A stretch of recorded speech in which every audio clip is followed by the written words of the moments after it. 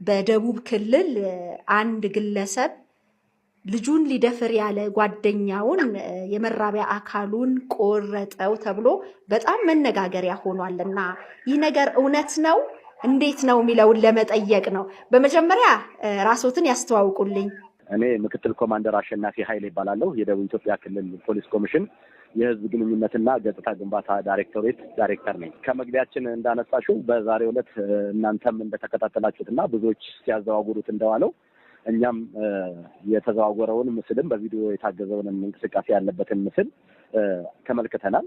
እንዳየንም በወላይታ ዞን አካባቢ ነው ይሄ ወንጀል የተፈጸመው የሚለውን ከዞኑ እንዲሁም ደግሞ በዞኑ ስር ካሉ ወረዳዎች ጋር በመሆን አካባቢውን የመለየት ስራ ለመለየት ጥረት አድርገናል። ነገር ግን በወላይታ ዞን ካሉ ከተማ አስተዳደሮችም ሆኑ ወረዳዎች ውስጥ ይህን አይነት ክስተት እንዳላጋጠመ ሙሉ በሙሉ ማረጋገጥ ችለናል ማለት ነው። እንደታዘባችሁትም በማህበራዊ ድረገጽ ወይንም ደግሞ እነዚህ ቲክቶክ እና ፌስቡክ ላይ ሲዘዋወር የነበረው በወላይታ ዞን ውስጥ 14 ወረዳ የሚባል ቦታ እንደሆነ ነው የሚገልጸው። ያ ቦታ ደግሞ በወላይታ ዞን ውስጥ 14 ወረዳ የሚባል አካባቢ ጭራሽ በአወቃቀርም በአደረጃጀትም የሌለ አካባቢና የፈጠራ ወሬ መሆኑን አረጋግጠን ችለናል።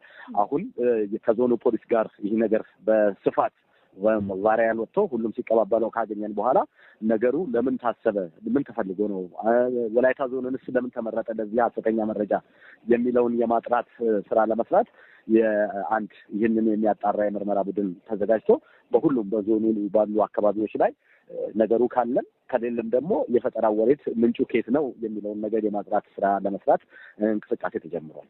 እንግዲህ ተመልካቾቻችንም እንዳዩት እጅግ በጣም ብዙዎች ተቀባብለውታል። ይሄ ድርጊት አስደንጋጭም ነው። እንግዲህ